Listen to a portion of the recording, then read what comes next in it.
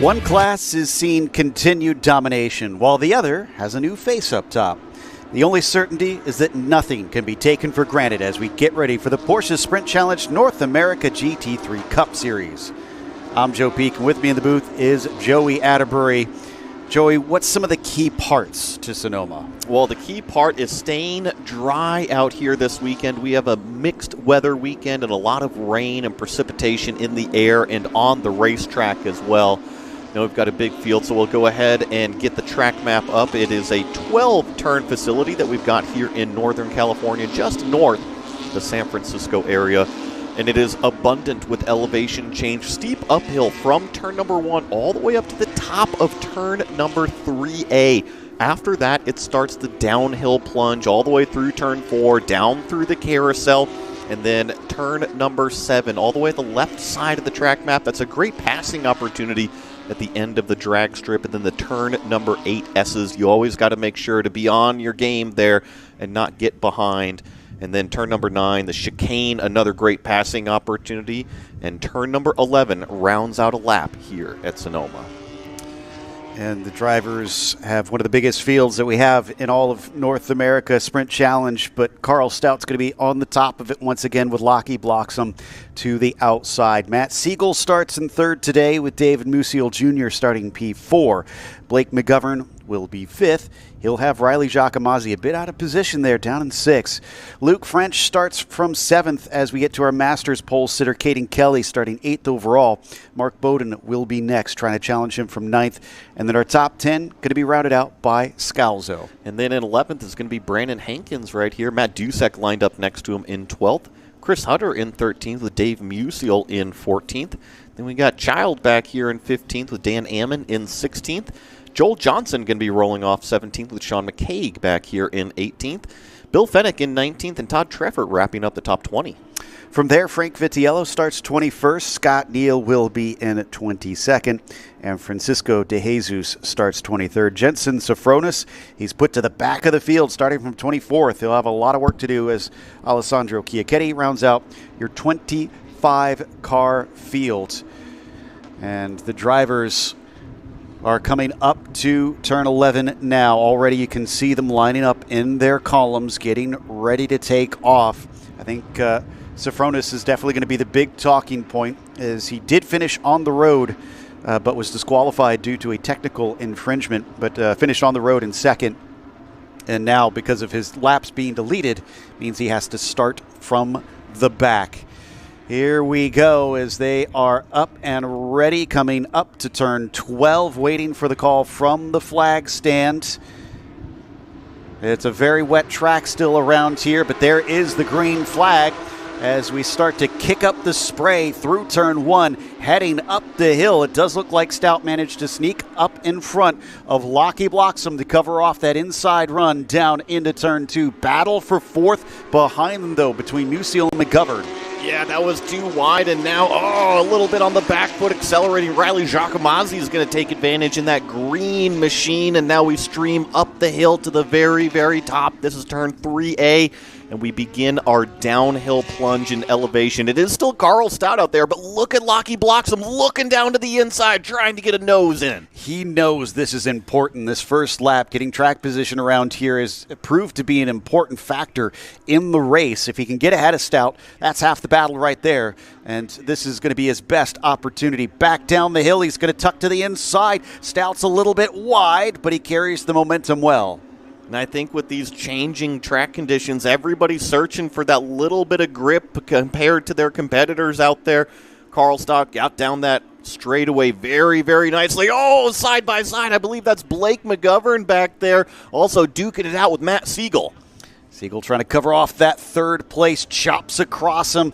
There is Caden Kelly in a bit of a fight, and I don't believe that is Mark Bowden that he is with, but the two are wheel to wheel. He'll have to give up the ghost. I think that was Luke French that was managing to sneak by him. Now he's got Scalzo behind him in P2, and then Bowden, our winner from yesterday, sits in 3rd in the Masters. We all go through this turn number 9 chicane here on the back side of the racetrack. Lots of 2-wide action still going through there, but it seems like everybody has been able to make it through that tight and twisty section. Now we go down to turn number 11. call it the final real corner on this racetrack. Technically 12 turns, but 11 is the hairpin at the far end.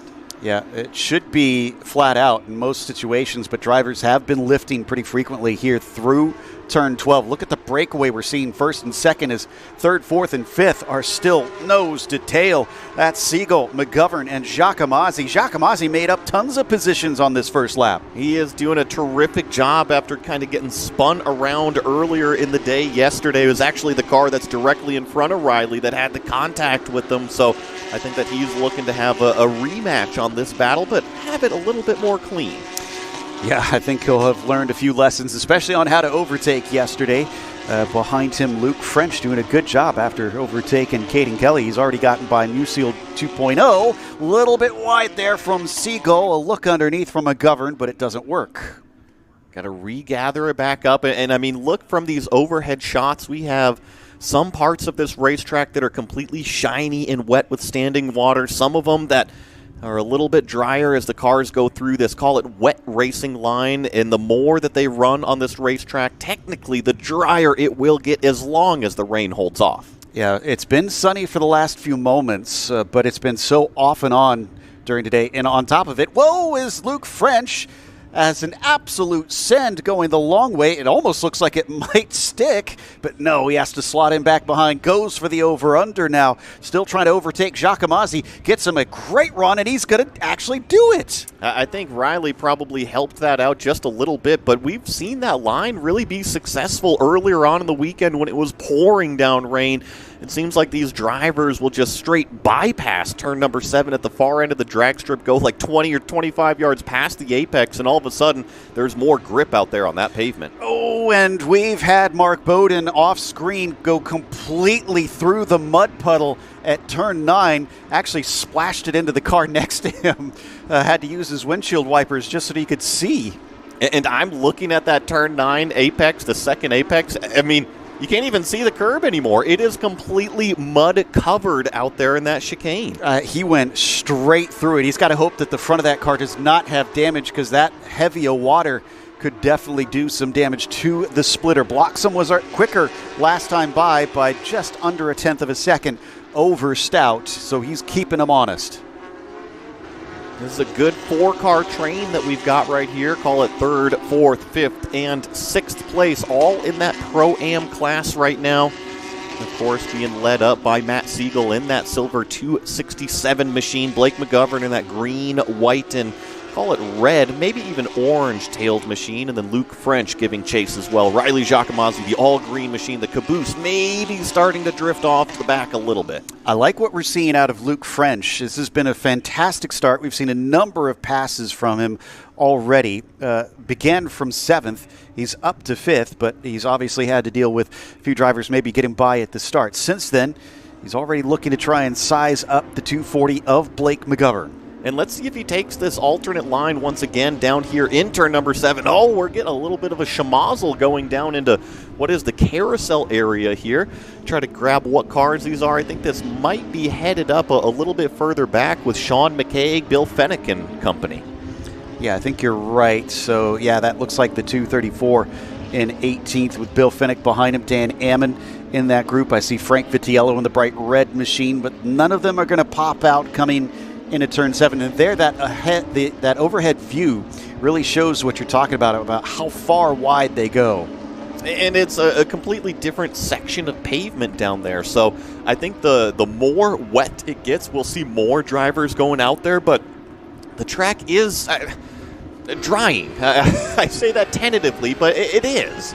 As long as nobody goes through any more giant puddles like we saw Bowden do. This is on board with Frank coming down through that chicane. There is where we had that gigantic splash. He's currently sitting behind Dan Ammon just in front of him, both racing in the Masters class.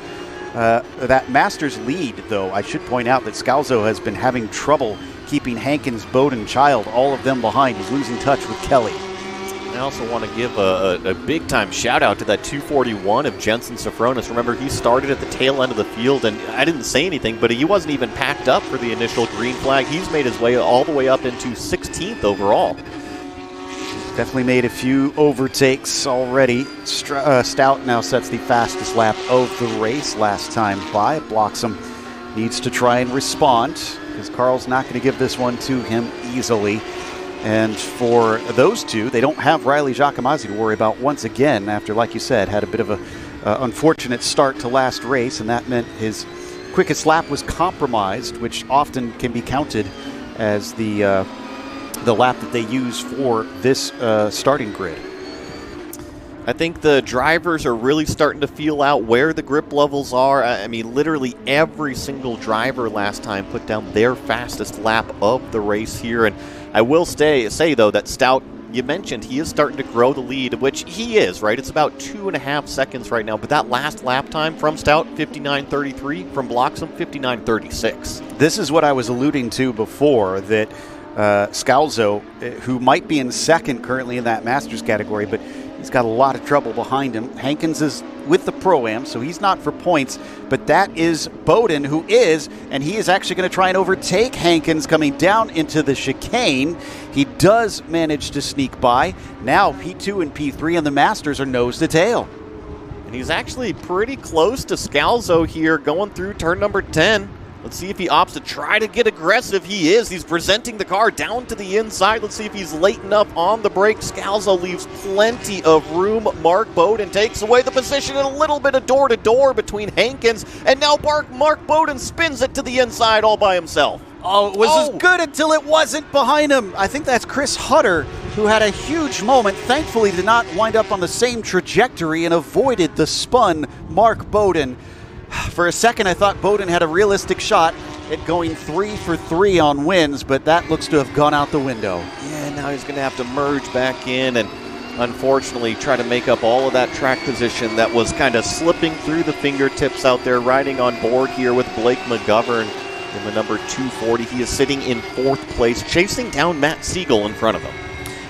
Matt Siegel has been a driver who's been slowly but surely really earning his stripes here in the North America Series.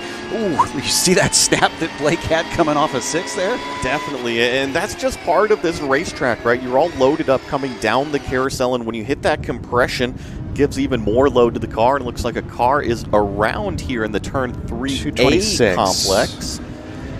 And that's Dave Musial, I believe. Yes, you're right. That is indeed. And he thankfully gets it going, so we won't get stopped here today.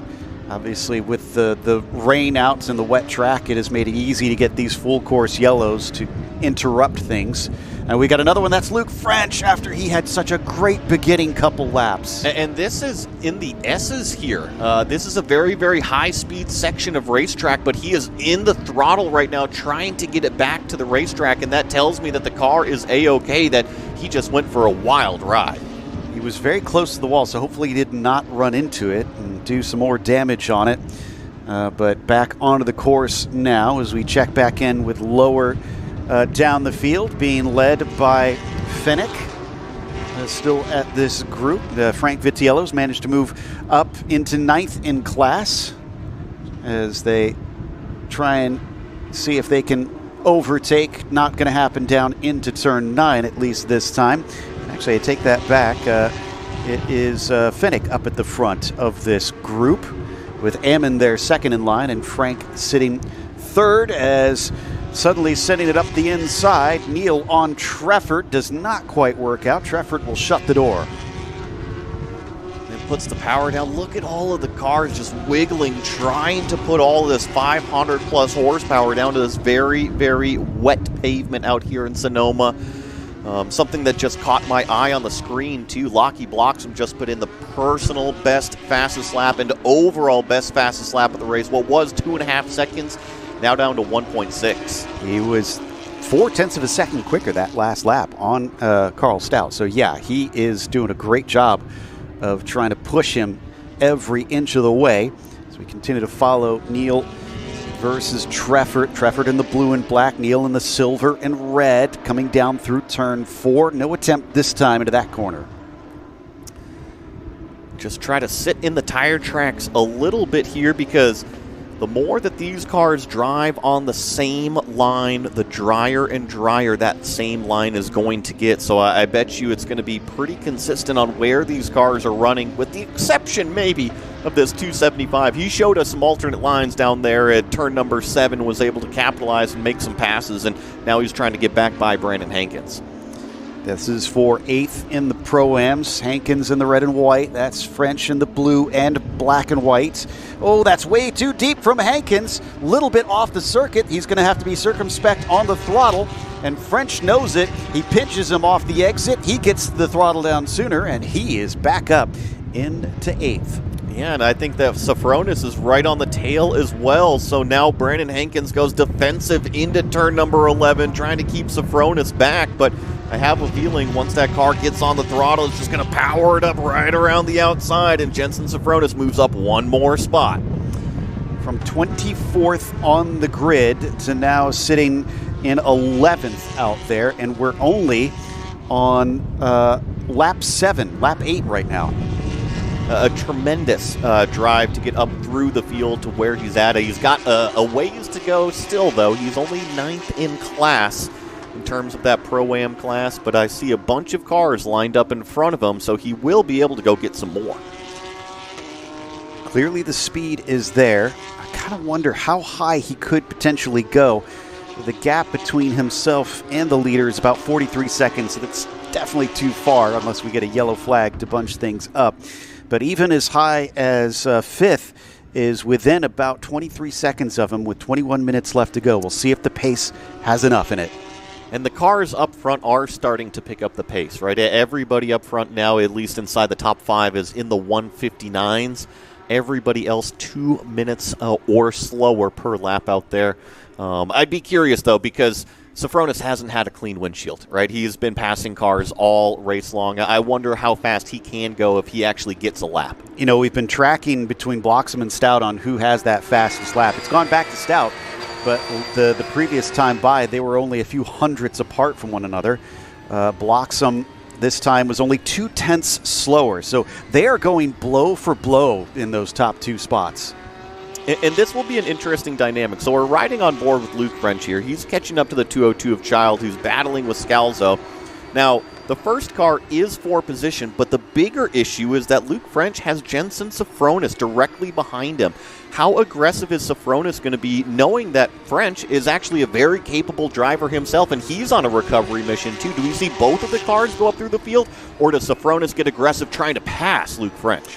I think it depends on how much more speed he has than Luke. As you mentioned, that's Child in front of him for class position, but then Scalzo is the next one up ahead.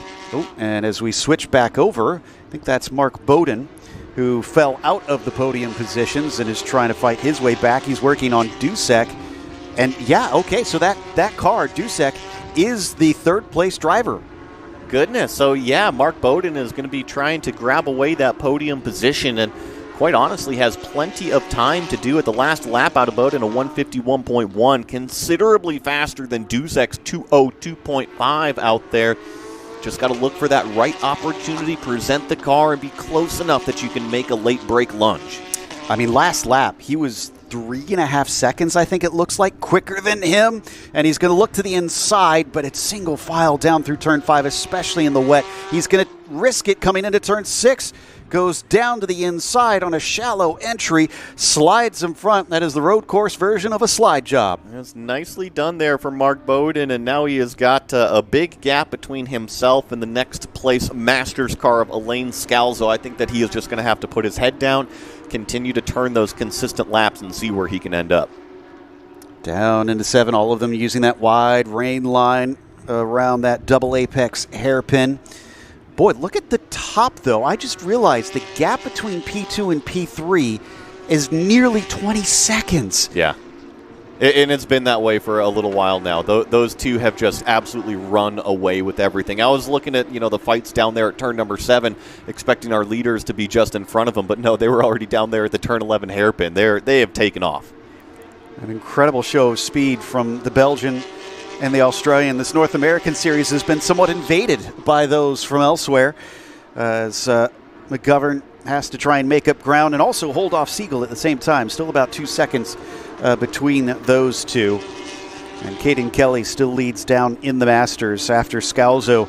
Actually, Scalzo has been passed by French. Child has not only been passed by French, but Sofronis has also gotten by him too. So that has been a big change around in those positions just near the Masters leaders and some of the mid-pack in the Pro-Ams. So it is all in flux at the moment. You just got to keep turning those consistent lap times out here. When we had our guest in here for the Cayman race a little bit earlier, Taylor Van Overbeek, he was mentioning that these changing conditions, what you got to do is stay consistent, right? Limit your mistakes out there. The more mistakes you make, the more advantages you're giving to your competitors out there. So it's all about limiting those unnecessary little slip-ups.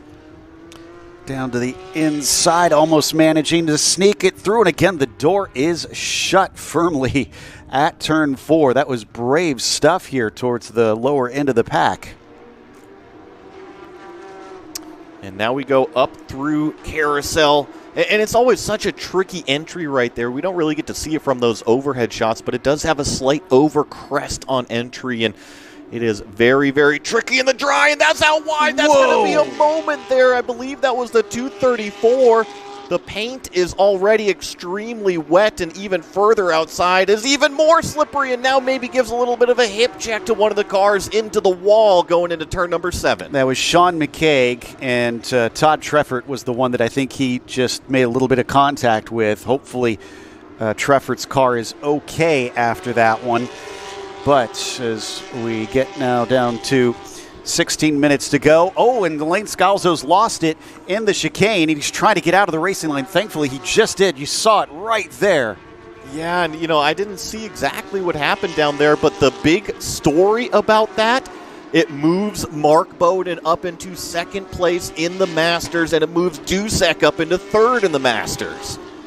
Wow. So things have changed around completely. Here I thought Bowden had thrown away a good opportunity, but he's still on the podium. Joel Johnson moves up to 4th as well because of that mistake from the Canadian. And Todd Treffert has come into pit lane. That damage must have been too much, or at least he's going to get it looked at.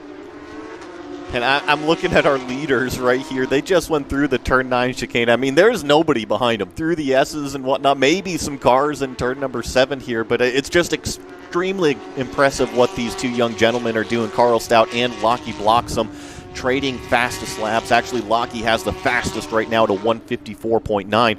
But I have a feeling that might flip-flop here once we cross the start-finish line. And they are going to start approaching some lap traffic relatively soon here, probably within the next 5 minutes or so. I saw a few cars that have had issues just in front of them.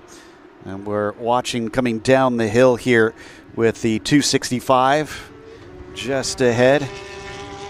That is Bill Finnick and Dan Ammon fighting for 5th within the Masters. I also see, as this battle goes on towards turn number 7, I think Luke French was trying to get by one of the Museals down here in turn 9-10 area. This one kind of separates out just a little bit, and this is Dusek. This is coming down towards, I believe, the turn 9 chicane. Oh, late brake move. Does he get it stopped before the mud? Not quite, and now he's going to be spun out. It is so tricky getting through the mud in these situations. He is essentially the 3rd car in this lap to go. Look at all of it being tracked across the course. Hutter and I believe another car, I think it was maybe Joel Johnson, also going through there. But yeah, so many drivers are dirtying up the racing line a fair bit. Lockie Bloxham continues to close it in on Carl Stout, our overall leader. Remember, that was up to 2.5 seconds. It's now down to 1.2 seconds, and purple fastest lap from Bloxham. Once again, a 153.4, and he's continuing to take time out of our leader. The incident between Child and Scalzo at turn 9 is under review.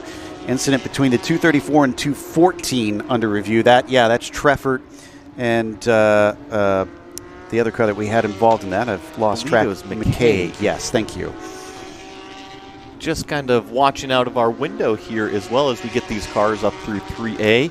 I can report that Blake McGovern is still hanging on to what is third place overall, leading a three-car train over Matt Siegel and Riley Giacomazzi, as well as we get our leader now on screen. And something happened. It was 1.2 seconds, and now Lockie Bloxham isn't even in the shot. 2.5 seconds plus back. I must have made a mistake in there. And watch the sectors and see. Sector 3.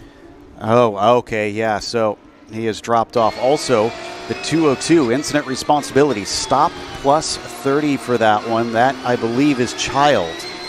So that must have been that incident down there where we saw Elaine Scalzo spun around. And I'm sure that Scalzo probably a little bit hot inside the car right now, especially since he was in second place in Masters. Yeah, I wouldn't doubt it. And Caden Kelly is laughing his way to the bank because of it. As we continue to look at our Pro-Am leaders on the other side of that coin. Down to 1.9 seconds, so Bloxham's not letting this cost him too much. He's already bounced back and has reeled in a couple tenths. Just talking about the different classes here, I do see the Child is in pit lane serving that penalty, but Dusek has definitely picked up the pace as well, a 2:01 the last time. The only problem is that he's got Mark Bowden directly in front of him. That's the car that he's been chasing to get another position in class. He does have, looks like around 6 seconds down to Johnson behind him, so I think he is relatively comfortable as it stands right now, as long as he keeps it together. You talked about this track drying out, though. At what point do these rain tires start to find themselves not enjoying the drying track? If you ask the driver, probably about another 11 and a half minutes, Joe. I mean, that's what you have to, right? You just absolutely have to hang on. Everybody's in the same boat. And they're just, you got to do what you can. When we were talking with Taylor earlier on a drying track, what you can do with rain tires, search for the water, right? If you're on a dry track, search for where that water is. It's going to be cooler. It's going to help cool down the tread blocks and that core temperature in the tire. And Stout is being balked a little bit here. We've got our lapped cars. He's finding his way by just as they come over 3A and finally gets through. But I have a feeling that first sector, I guess this is, this is still the first sector. He may have found a little bit slower on his way by. Well, let's compare it to last time. It was a 38.5. Last time, 39.2 this time in sector number 1. You compare that to Bloxham. Remember, I had just said something happened. He was 2.5 plus seconds back. Now it's down under 1 second again. There's a lot of lapped cars here. And the good news is if his tires need some of that moisture, it's forcing him off into those wetter parts of the track. This is Frank Vitiello now. This has become so much more complicated in this battle for the win. We're going to see if Lockie can get by Vitiello. This is going to be crucial to get by him before the S's, and he does squeak by that red car. That was so clutch in order to stay in touch with Carl Stout. And in fact, I see both of our leaders on the short chute straightaway in between turn 8 and turn 9. They were searching for water. They're searching to cool down those tires. Yeah, for a brief moment in some of that traffic, Bloxham was within 8 tenths. It stretched back up to 1.3 with him having to make that pass. But from, what was it, about 2.2 at one point when he made a mistake? Yeah, I mean, that traffic helped him out a ton. And it isn't over, right? We, like you were just saying a minute or two ago, we have tons more lapped traffic that these overall leaders are going to be having to go through here in this final 10 minutes. Pass the line one more time. And the gap as they cross is just about exactly 1 second between them.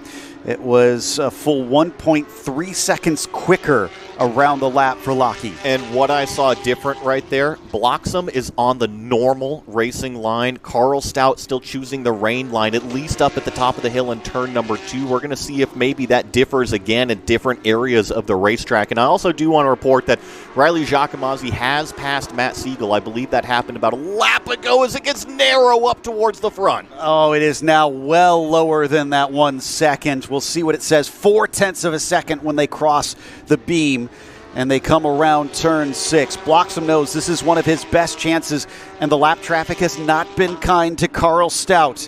He's going to have to forge his own path on this one and get a little bit defensive.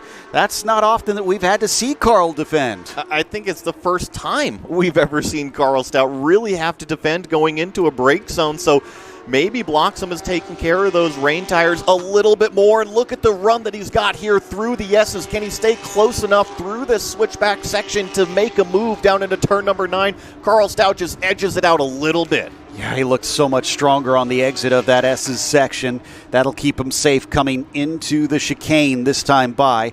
I want to keep half an eye on Giacomazzi on our timing, because he's about to work his way up onto the podium in the Pro-Ams if he can catch Blake McGovern. But catching's one thing, passing is another, as Bloxham is discovering. Yeah, but there might be a little bit of a rivalry between those two drivers that you were just talking about, between Blake McGovern and Riley Giacomazzi after yesterday's race number 1. So I wonder how nice they're going to play once they meet each other on the racetrack.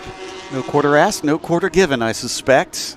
Down to less than 8 minutes plus a lap left to go. Things separate briefly between Lockie and Carl up at the front. And yeah, like you keep saying, very different lines. And I think that it's dry enough. I mean, look at the huge chunks of time that Bloxham was taking out of Carl Stout using those lines. So I think he's just got to manage where the grip levels are and how much you want to cool down the tires. And he almost got to the outside there of Carl Stout. He is literally pushing him through turn 4. Could nearly pull the over-under. He's going to tuck that away for later. And Carl Stout is going to have to put on a stout defense if he wants to hold on to this lead, because a very fast Australian is breathing down his neck onto the drag strip towards turn 7. Is this enough of a run from Lockie Bloxham? Another defensive posture from Carl Stout, and he will hold on to the spot for the time being. No chance for an over-under there, but I do see more lap traffic directly in front of our leaders. I think it's just a solo car. No, I take that back. There is 4 cars directly in front of our lead pack, and the first one is Elaine Scalzo. This is going to get interesting. Yeah, I'm pretty sure that is all 4 position between those cars. Not necessarily class position, but definitely track position. And once he approaches, what has he learned from the previous run through? Is there any tips that he has picked up to help him get a little bit more aggressive so that he isn't held up? And you see him both run through that water going across the racetrack. Once again, just trying to cool down those tires as much as possible. And you're right. Stout had it all sorts of yawed out there in turn number 11. I think that goes to show you how much they're using these Yokohama tires. From very early on in the corner, it looked like he was starting to slip and slide. There you see those lapped cars just come through turn 1, up ahead of him. And this is not a part of the track where he wants to catch these cars. No, and I do see that Carl's starting to adjust his line a little bit. Maybe he's taking notice of how fast that car is on some more normal racing lines and starting to adjust his own driving. This is coming down to turn number 4, decent braking zone, and I think that Bloxham thought about it for a second there, but then backed out of it. I think he knows there's some more chances coming up. I mean, look at how many cars there are. This is going to offer opportunities. He's got to play his cards right and maybe use one of those lapped cars as a bit of a pick here. Scalzo doing a great job pulling off to the side. He knows this is a fight for the lead. He does not want to interrupt. There's still 3 more to go, though. Yeah, and thankfully this next car maybe has separated from that group just a touch, so hopefully he'll let both of them by into turn number 7, but instead stays hard, deep on the brake pedal pressure. Can Carl Stout get to the inside here at the second apex? He's leaving room. That's a nervous moment. That put Bloxham all over the back bumper. He wants to get by Ammon, but Ammon is running his own race right now. And through the S's, there's just no chance to sneak on by. They'll come down towards the braking of the chicane. Will he look to the inside and go 3 wide? No, he does not, as they come in to the right-left, and somehow Lockie gets through. Oh, and it spun directly in front of him. Both leaders are able to avoid the spinning car, and now they've just got maybe 1 or 2 more of those lapped cars directly in front of him. Carl Stout was able to get around and maintain the lead position. That was Bill Fennick who had his issue out of the chicane. Round the outside maybe, as Lockie's going to try and get creative. That doesn't work coming through turn 11. The clock is ticking down. The chances are starting to sneak away. 4 minutes plus a lap, and these leaders are doing lap times sub 2 minutes right now. Carl still has a lapped car in the view of his windshield. He's got to dispose here of the 227 as quickly as possible. I think the Bloxham was literally pushing him through turn number 2. Can they both get cleared out of the inside of turn 3? They both do. It was tight. He just about made it 3 wide once again. He is trying to use these cars. This time, he manages to get by his side. Could he cut back underneath? He looks for it. He manages to get a little bit of overlap as they head towards turn 5, but now he has to back out of it. That was the best shot that Lockie has had all race long, and he was able to get up alongside the door. But I got to say, beautifully read from Carl Stout to just put his car right where he needs to. But look at the run coming out of the carousel, blocks him right on the bumper. He is on the throttle as early as possible, immediately covering the inside. Carl Stout is trying to block him off, but here he comes. Lockie deep on the brakes, goes all the way to the outside, and he's still trying to carry the speed, but he starts to run out of grip. This is just an absolutely fantastic battle that we've got for the overall lead and in Pro-Am here. Carl Stout continuing to maintain the lead, but Lockie Bloxham is a hungry driver. He wants his first win here in Sprint Challenge. Have to remember, this is an Australian driver coming over here, racing in North America as he gets a good exit coming off the turn. Is this going to be enough? Again, the Belgian trying to cover the inside. He's been doing so many laps. It's been a great defense, but he leaves enough of a door open. That's a late move as they go to the inside. Both of them trying to claim the space. Thankfully, no contact between them. Another look underneath as they come off the corner, just about pinched to the barrels on the inside, and still he has been denied by Carl. I'm sure that Lockie is on the radio right now saying, hey, what was up with that move going down into turn number 11, doing whatever he can to jump up and down and scream and say, hey, I got blocked right there. I deserve that position. But Carl Stout is one tough competitor. He saw him all over the back bumper. He made the right move at the right time and blocks him still in second place. This has all been happening at speeds about 3 seconds a lap faster than third place. They're still pulling away. This time, he tries to feign to the inside. He is going to get that over-under again, and he's much farther alongside. He'll have the inside down through turn 5, forcing Carl out a little bit into the wetness, but he still has the speed. Then over the crest into turn 6. Another switchback maybe as he tries to look underneath them, and he just about gets there. Oh, but Carl Stout was able to capitalize on the exit. You see the Bloxham had to lift off of the gas to avoid any sort of contact there with that white and green 243. So, my goodness, under 1 minute remaining, plus we've got that lap as well. So can Carl Stout maintain this lead position from relentless pressure? That time he was super strong off of the hairpin with nobody to help him in terms of traffic. That just looked like he was much better on the throttle. They're coming down into the braking now of that final chicane once again, and still almost every heavy braking zone. The 243 is covering him off, and like you've been saying, he gets right up to the exhaust of that car, but he has no place to take his speed. And kind of what I'm seeing is agreement with you is that Bloxham definitely very, very confident on the brake pedal. However, Carl Stout just seems to be struggling being able to put the power down. I do see a local yellow flag somewhere we're going to be getting. I wonder if we're going to be getting the white flag here. No, we do not. So we've got 2 laps to go, but we'll wait to hear. White flag next time by. We've got confirmation. 2 more laps to sort this out, and now more traffic is in front of them.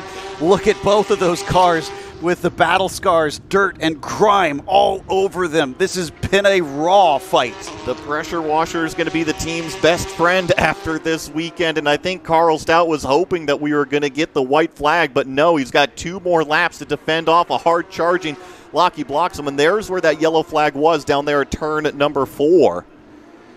There's a car going slow, but we're hearing Musil as well is facing the wrong way at the same time. And they'll get by. I believe that was Chiacchetti there. And next on the list is going to be Mark Bowden. He's really close going down here into turn number 7. Once again, Stout defending down to the inside. He pushes it all the way up along the door. Maybe a little bit too wide, and Mark Bowden was way out there having to take avoiding action was Lockie Bloxham. Oh, very lucky with how wide Lockie was that he was able to tuck it in time and not run into the side of Mark Bowden. It is going crazy out there on a track that is so dry and wet tires. And what it's going to do is promote Dusek up into second place in that Masters class. Good points on that one. Johnson a little bit too far back to capitalize. That looked much better from Carl Stout. He was not under threat for the first time in many laps from that P2 driver. And he'll get the white flag, and we are going to end under yellow because it looks like David Musial Sr.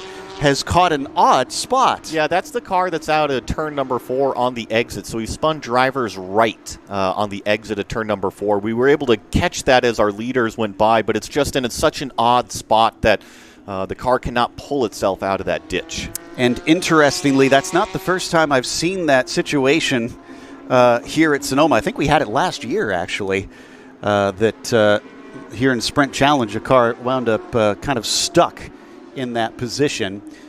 It's a little bit of a shame that we have to finish behind the safety car on this one, but the laps that we did get were incredible. And Siegel managed to re-overtake Giacomazzi while we weren't looking, you're just pointing out to me. Yeah, Riley had moved his way up into 4th a handful of laps ago, and it certainly looks like Matt Siegel had a response. And the other thing that I was going to point out is that Luke French was able to recover to 6th, and look at Jensen Sofronis all the way up into 7th. That is a great drive for the young driver. Really proved himself. And you know who else proved himself today? We were saying we haven't really seen Carl have to go defensive. Yeah. I mean, I think he's earned his stripes. He definitely has, yeah, and he's shown that he is out there to fight, right? He's not just going to lay over if a car pokes a nose down to the inside. He is going to try to defend it. He's going to try to stick it too wide. And you're right. I can't wait to see the future fights between Lockie Bloxham and Carl Stout. Windscreen looking like the ending chase scene from the Blues Brothers here with Carl Stout. Look at how messy that windscreen is, but he doesn't have to see through it much longer, and he is going to go 6 for 6 at the start of this season, at least how it stands currently. How about Caden Kelly? He's been overshadowed by this battle for the Pro-Am lead, but he is going to take our win after losing out to Bowden yesterday. It just a phenomenal race from everybody out here to keep it as clean as they possibly could. Yeah, Carl Stout having to deal with that windshield. We really hadn't talked about it too much because visibility is usually worse in the rain, but when you have these drying conditions and all of a sudden it gets dry, yeah, this is what our drivers are dealing with, trying to drive as fast as they possibly can while defending from somebody. Exactly. And he is at least going to get to clean it off. He'll probably have to wipe off some sweat as well, even though it's only about 60 degrees out right now, air temperature. The inside of the cockpit probably heating up from all that he dealt with. And Lockie Bloxham also deserves. That was a fair fight. It was an incredibly fair fight. He did not poke his nose in an area that he shouldn't have. He didn't make any sort of contact, right? I mean, how often is it that we get a good fight and then all of a sudden it goes door to door and some contact erupts? But no, they both kept it very, very clean. I mean, he could have gone Australian supercars and, yeah, got his elbows out and tried to nudge his competitor out of the way, but we never saw that. He raced him fair and clean the entire 35 minutes now, plus the final lap that we are running now. Out of the last turn. And while it is the same driver up at the front with Carl Stout, this is a very different story from all the previous races we have seen out of him. He has earned his victory here today. Coming in behind them, Caden Kelly will take the win in the Masters. Yeah, great job from that 208 car. We're just going to get everybody streaming through start-finish line. Since we are under a full course yellow, the field is separated a little bit. We're getting some of the truck class crossing our start-finish line right now under the checkered flag. But Caden Kelly is coming basically through turn number 11 right now. How happy do you think Carl Stout was when that full course yellow came out? Oh, it was one of the biggest reliefs he's ever experienced in racing, I imagine. Having to hold off for that one more lap was going to be almost nightmares. There is Caden Kelly now officially taking his victory. What a fantastic race to watch there. And I mean, these drivers put on an absolute show for us. We're going to watch the rest of these cars find their way across the start-finish line. There's Dan Ammon there in the 268. He crosses the line quite slowly with a huge train of cars behind him. I think he's actually going to be pulling off the side of the road over here. Not quite sure what happened with that one, but I'm going to go ahead and read through our overall finishing order for you. Carl Stout wins overall and in Pro-Am. Lockie Bloxham put up one heck of a fight trying to steal away that win and maybe got robbed of one green flag lap, finishing in second place. Caden Kelly going to finish in Masters class win and third place overall. And then I believe some other things might have happened here a little bit. I'm just going to go off of timing and scoring here because it shows Dave Musial Jr. is third place, Blake McGovern here in fourth, with Brandon Hankins in fifth, Matt Siegel in sixth place in class. Riley Giacomazzi is going to finish seventh in class. Luke French, eighth in class. Chris Hutter, ninth in class. And Jensen Sofronis, 10th in class. And then it gets back to our Masters. Matt Dusek finishing in the podium in second place with Mark Bowden in third place. I'll go ahead and switch to overall now. Elaine Scalzo is going to finish in 14th. With Joel Johnson back here in 15th. Dan Ammon in 16th with Bill Fennick in 17th. Sean McCaig, 18th. Neil back here in 19th. Frank Vitiello finishing in 20th. Child in 21st. Then, unfortunately, the senior Dave Musial was the one that we had the full course yellow flag out, and Todd Treffert had a little bit of issues earlier on in the race. I think one of the things that caught me out right there is I believe that maybe Matt Siegel and Riley Giacomazzi had dropped down the order from race control, but don't go anywhere because we're going to be right back with all of our post-race celebrations.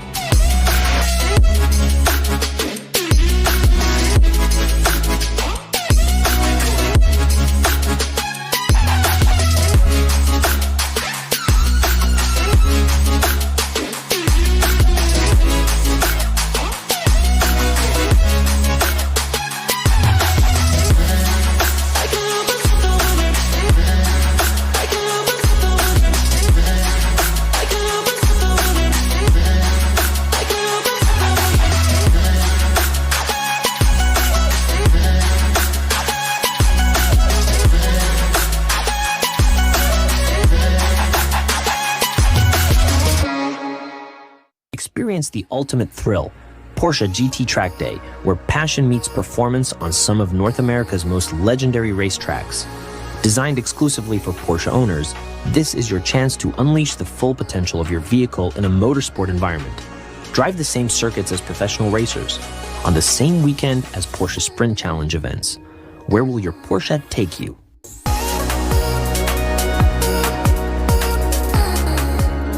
With limited space, every Porsche GT Track Day ensures a premium, exclusive experience.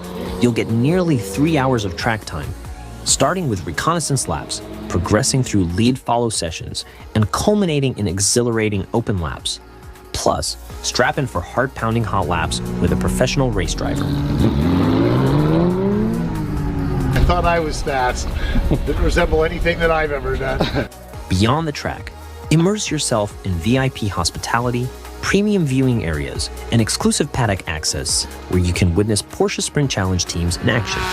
Spots are limited. Scan the QR code now to reserve your place at Porsche GT Track Day.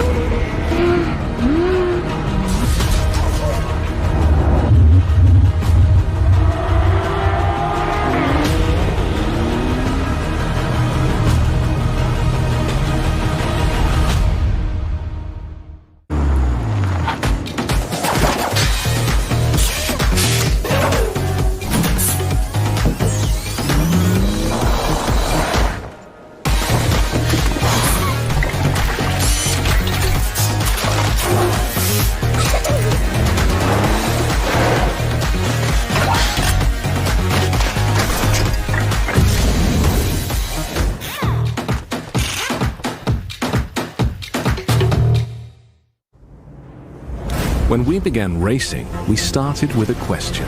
Can a dream become a legacy?